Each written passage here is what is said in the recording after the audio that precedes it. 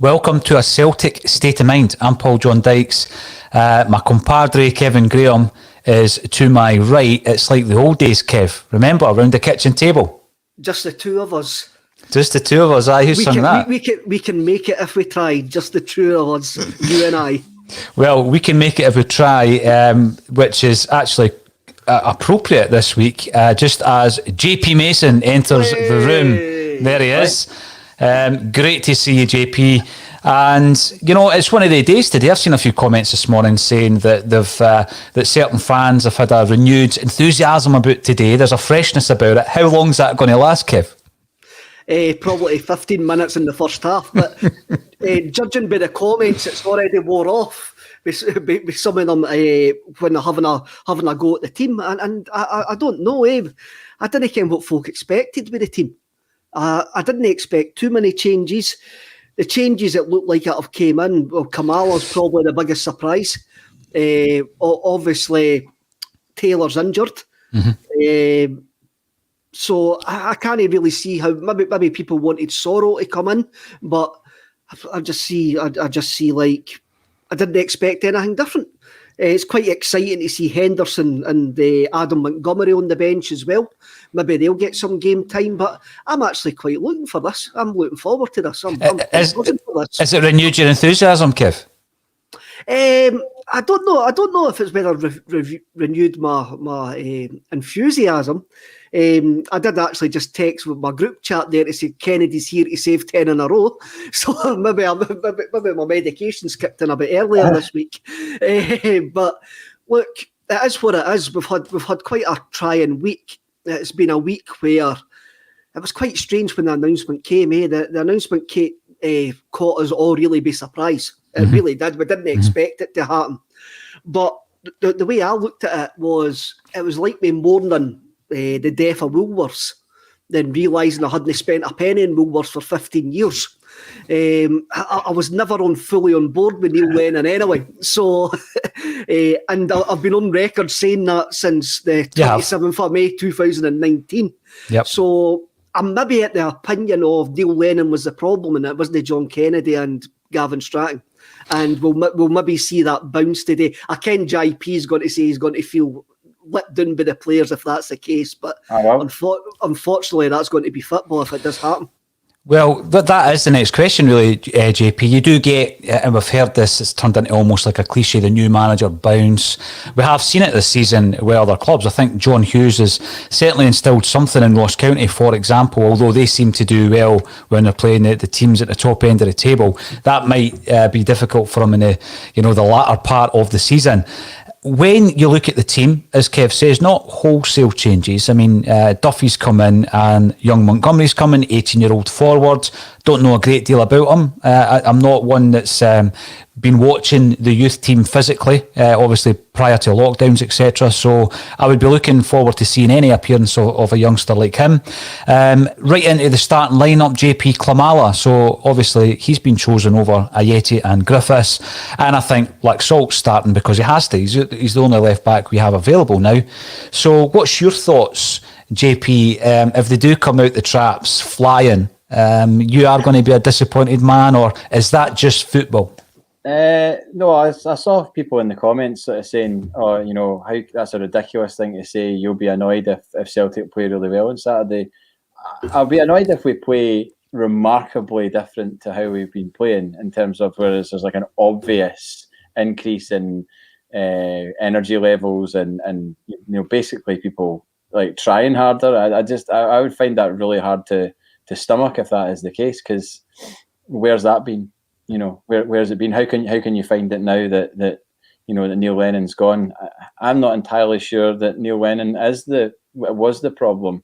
You know, and I said this back in November. I was like, if Neil Lennon goes now, we're still going to be left with the same players and still be left with the same problems with those players if there is indeed problems with those players. And saw Jamie, 20-minute Tim's just went, wah, it's the same team. We've still got the same players. Like, what was everybody expecting with the team lineup today? Of course, it was going to be there or thereabouts. It wasn't going to be radically different. It was just going to be pretty much the same team that's been playing. So we've got almost the exact same players playing against a team that we played a week and a half ago on the exact same pitch. So we've got 2 games so close together to compare.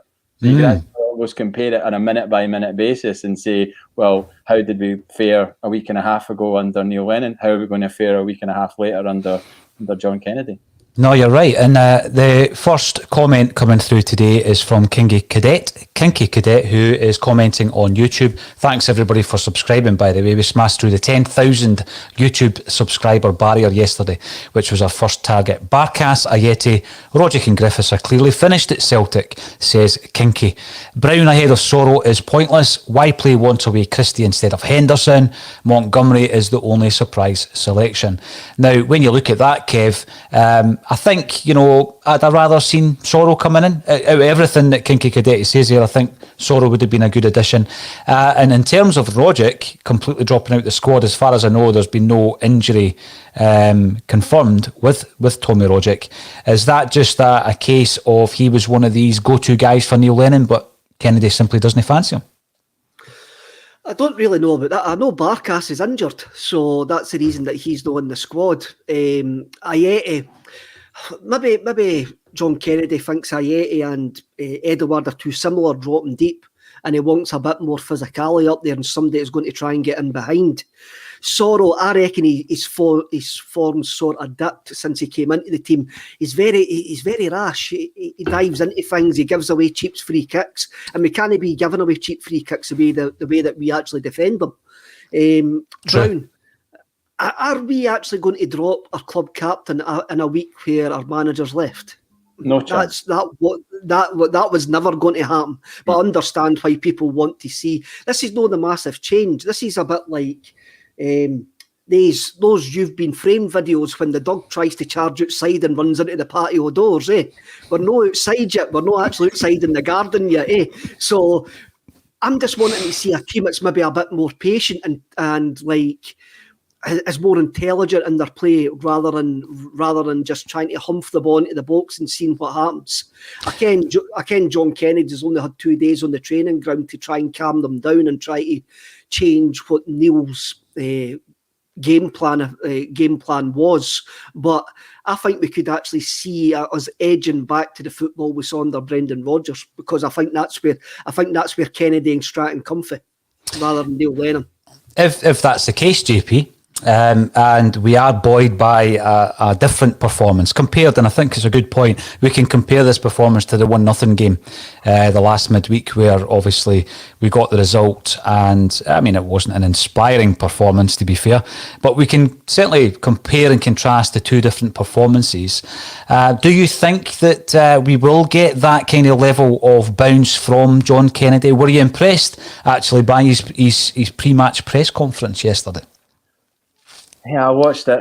And I've seen a lot of people sort of, there seemed to be a lot of kind of positivity around them. And go back to what Tony Haggerty said. If this guy has been a coach in sort of hibernation throughout these last couple of years, whatever, and suddenly we see these methods or ideas that are put on the park that haven't been put across, then what has he been doing? Why? He's got a voice. I don't really see that it being the case that just because Neil Lennon was the manager that there was nothing to come from the coaching staff underneath him. That just seems absolutely bizarre to me if that is the case. So I don't know. We'll wait and see what happens. But going back to like the Neil Lennon thing and how I felt in the last few days, I've not felt like this about a Celtic manager leaving since probably Strachan. Because you associated Strachan with success, and then he left and didn't win the league, so he was leaving, quote unquote, a failed manager or whatever you want to call it. But then when Tony Mowbray came in, when he left, at the point that he left, we didn't associate success with Tony Mowbray because he didn't have it as a player and he didn't have it as a manager. And then ever since then, it's just been a run of success, and we've won the league every season. And all the managers that have come and gone in that time have not gone in a dark way or a bad way. Whereas this is a guy leaving under a cloud, and it's not pleasant. No, it's certainly not. And I take Kev's point certainly on the Scott Brown aspect of the team selection today. You know, we know that Peter Lawwell's on his way out. Neil Lennon is already out. If you were to drop the captain at this stage, yeah, fair play. It might be too much all at the one time. Now, Kevin, let's have a wee chat about the manager, because that's been a discussion since Wednesday. What direction? Let's talk about the direction rather than specifics, Kev. What direction are Celtic going to go in?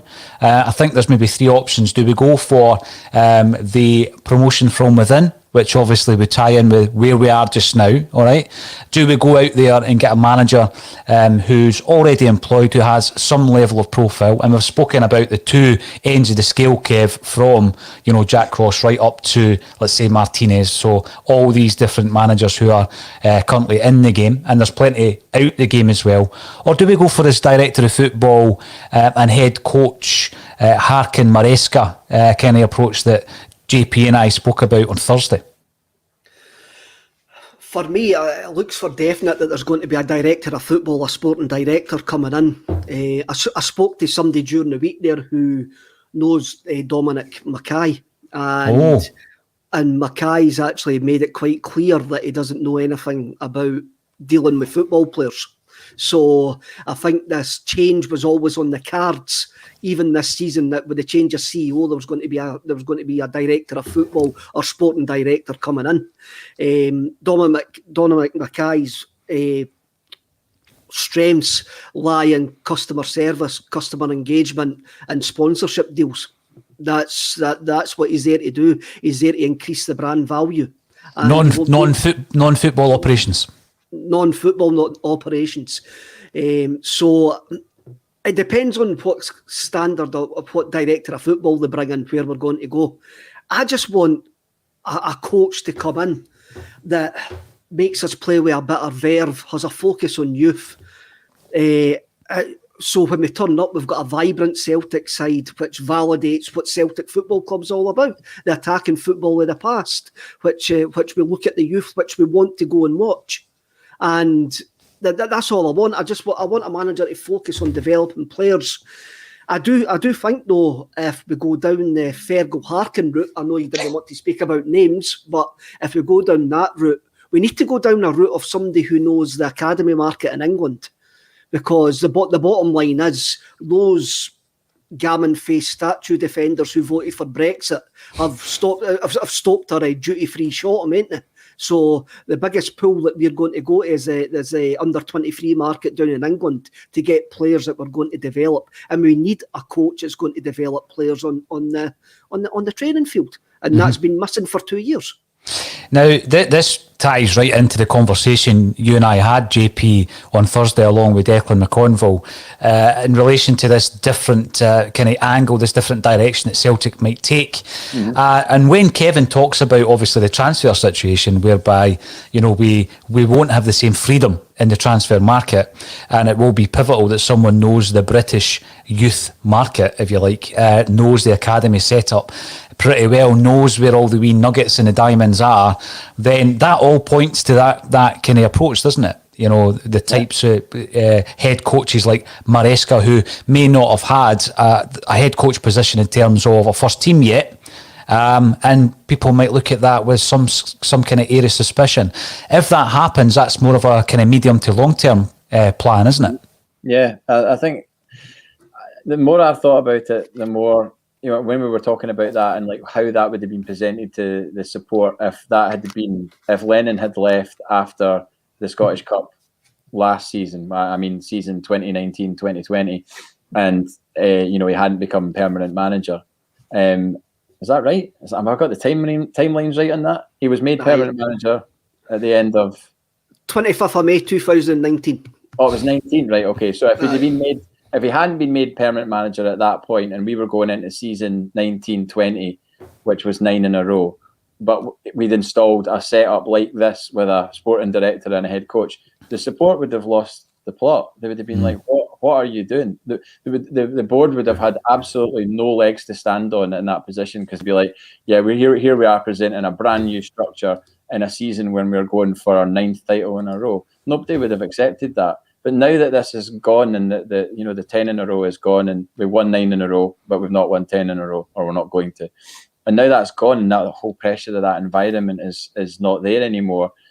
It's a far more palatable thing to be able to present to a support like us and say, well, this is what we are hanging our hats on, and we've taken advice on this setup, and we think that this is the way forward for the football club.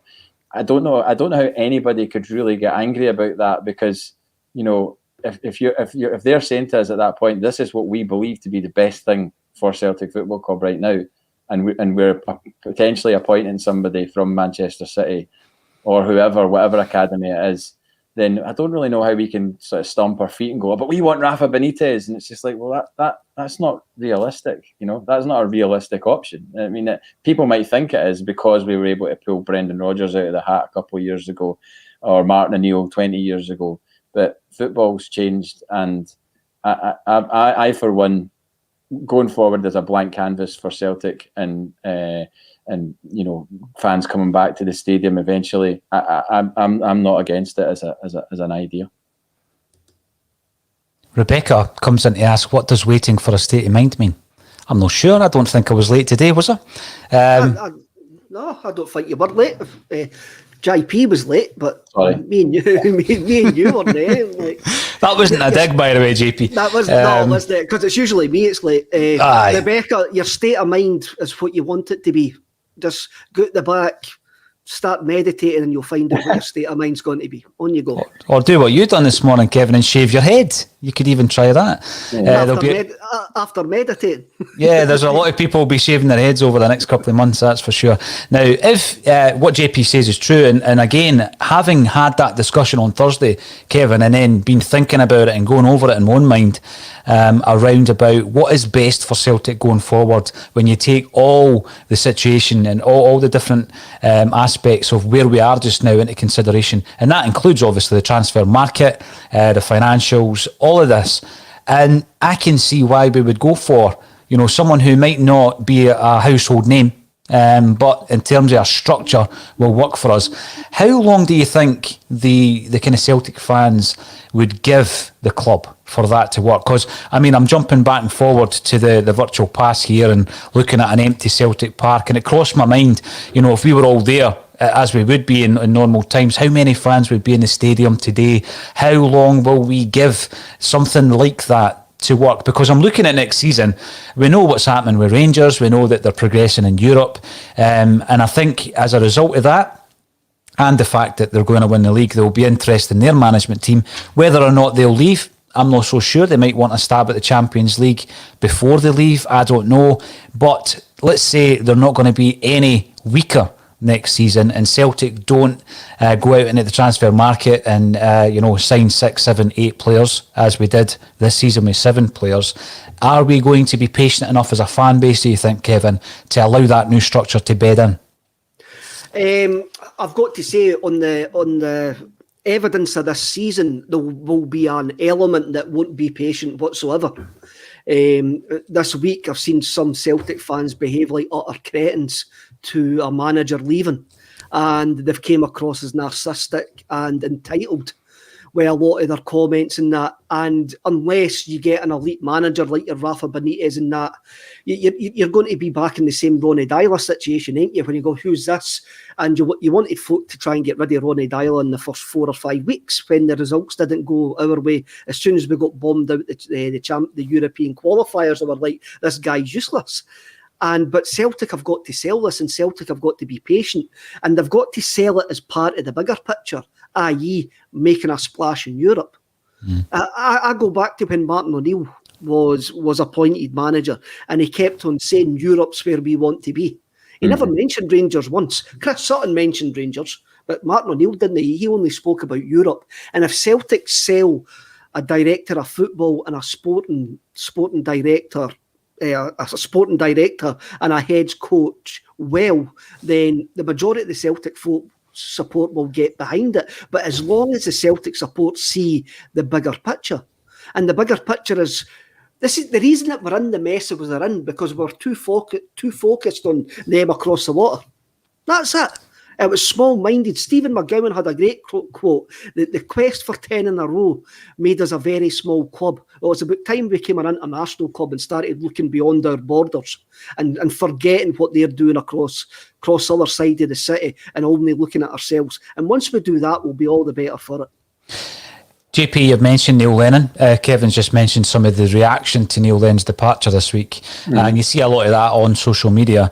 John Kennedy spoke about him in relation to how he had given everything he possibly could, and that he was exhausted by the end of it, absolutely shattered by the end of it. And again, I think once you get to that stage in any job, obviously that can rub off on the actual team that you're putting out as well, because a lot of the time, and I've spoken to quite a lot of coaches this season who are involved in the game, a lot of the time the team actually reflects the manager. And I did feel as though we were on our last legs time and time again. But, you know, I'm going to bring up a point here from Maravchik25. Welcome back to the show. Maravchik seems to make quite a lot of useful comments on the show. Give Paddy a run of 6 to 8 games. It's nearly March and the other two don't even look remotely fit yet. And the reason I'm bringing that up is on the back of, you know, the languid kind of way that Celtic were approaching games under Neil Lennon, the fact that we've lost so many goals post 70 minutes this season. One thing that we can't expect is a huge change in that tempo, because surely the fitness is the same this week as it was last week. Well, you think so, but then people have pointed at the fact that our fitness has dropped, and I made reference to last season when we were still running, you know, the hard yards in Rome against Lazio, you know, to the dying moments of the game. You know, we won a corner against them at home, won the game in the last few minutes at home against them as well. So I don't know about this fitness thing. I'm not entirely convinced that the team aren't match fit and can't run for 90 minutes. Whether or not it's a psychological thing with them, where it gets to a point in the game where they're like, this is make or break at this moment in the time in the game, and they've had so many wobbly moments that they just start to become fragile. I don't necessarily know if it's fitness, and I still don't understand this obsession with why people are annoyed at Turnbull getting substituted in 75th minute or 80th minute or whatever. It's just like it's a squad game, you know.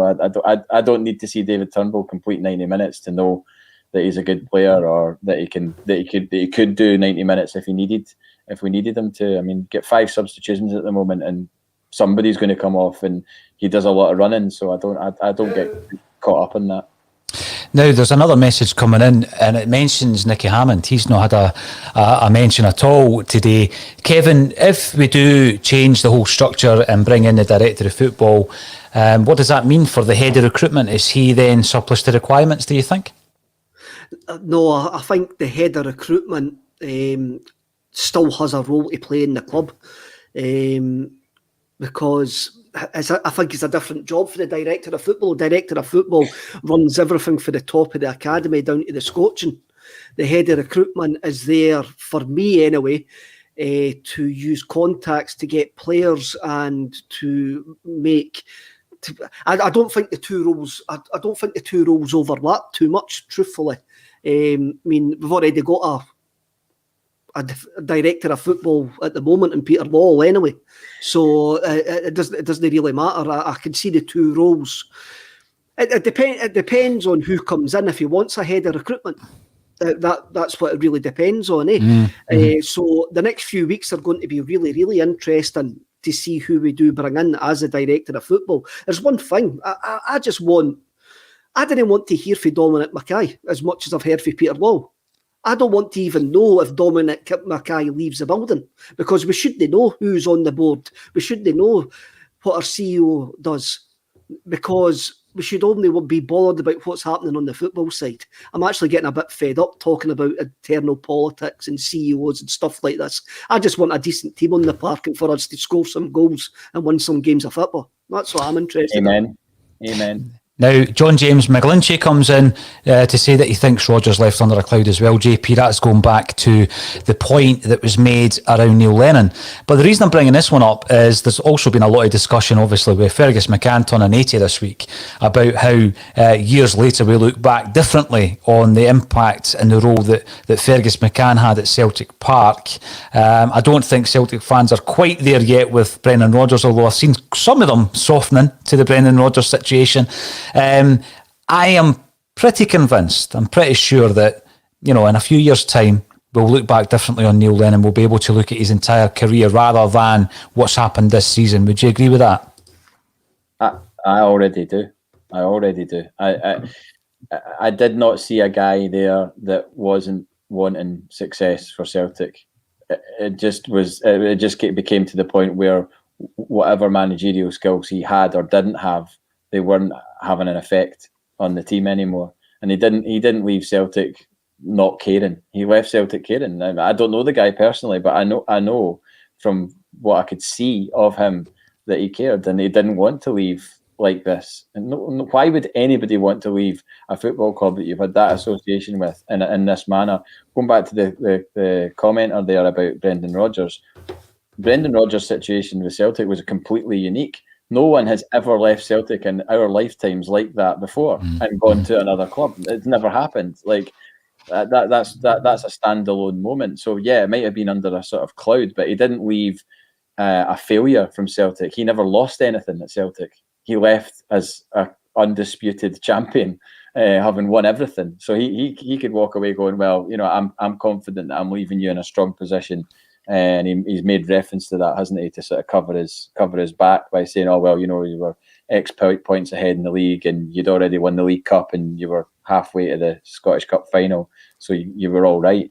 And so there was no defeat attached to Brendan Rodgers, apart from the defeats that he'd suffered to Gerrard and there's a couple of games, because he lost a couple of games to Rangers, didn't he? He lost his last game, certainly, against Rangers. Now, the thing that I'm going to ask Kevin Graham is, obviously, first time round, JP, Neil Lennon left under different circumstances. I think, there's plenty of theories. One thing that he did want to do eventually is to manage in England. He went on to manage in England.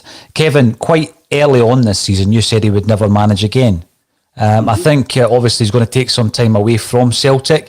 Do you think we'll see Neil Lennon? He's young enough to get back in the game. Do you think we'll see a return to football for Neil Lennon? And if so, where would you expect him to go? I can't see him. I'm not going to change my opinion for what I says in September, October time. I always thought Celtic was going to be his last job. And I still think Celtic will be his last job in football. He's going to get a decent career as a pundit because he's a highly intelligent guy. He speaks very well. So I can't see him getting any other job in football. And I can't see him wanting to take the step down after Celtic to go somewhere else. Like he has done before? Yeah, just looking at my Celtic pass, which has crashed, which is nice. So I'm trying to get another link on there. And there's another interesting point coming in from JL Duncan 1980. Got to be a director of football and head coach and not Kennedy. Now, I was interested to note the length of time John Kennedy has been at the club, JP. I mean, he's only 37. We said during the week there that he's the second youngest manager after Davy Hay. One of the old heads might correct me on that. Do you think there's still a place for John Kennedy at Celtic in any new structure?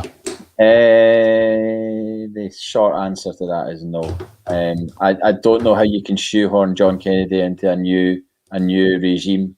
I just don't know how. Colin Watt, Celtic TV down. That means that it's down. If Colin Watt hasn't sorted that out himself, then I'm certain that it's definitely down. But yeah, I don't. If there is a new regime coming in, it's got to be completely root and branch. Like, no place for Nicky Hammond, no place for Gavin Strachan, no place for John Kennedy. It's a new regime. And also, if it is a new regime, those people who come in all have to have. No, they don't have to have. But I would prefer it if they had a link that wasn't just we're not playing blind date with coaches and just saying, oh, here's who your head of recruitment's going to be that you've never met, and it's just because we know his brother or something like that, and we're pally with his brother. Like, there's no nepotism here. It's the best candidates who are a team if possible, or have some sort of working relationship. Whether it's dealings in the transfer market or whatever. They don't have to have been best pals like Mark Hughes and Bowen for years and years and years, but certainly some sort of synergy between them. Interestingly enough, Kevin, Celtic season ticket holders are now watching this game on His Goal and various other dodgy streams. Is this what the added value is? Is this what it's all about? Aye, the added value is spending 10 minutes trying to get Celtic to the Celtic pass to work. That's the added value, eh? That's, I'm not even logged in yet, so I've still got that. Oh, you're knackered, mate. you're absolutely knackered. I was watching it. I mean, Stubbsy and Strachan were speaking to Connie McLaughlin, and it was all working. And then it started pixelating, and then it just disappeared. So I tried one of the other links of the 4 or 5 you get, and it's not working. And now it's coming up with a 500 internal server error. So it's not looking good. Good start to John Kennedy's career at Celtic. But there we go. We'll try again. And I think the teams are on the park. So Kevin Graham and JP Mason will come back to join me at half-time on Celtic, a Celtic State of Mind's match day. JP, get away and get logged in. Enjoy the first half, and we'll see everybody at half-time.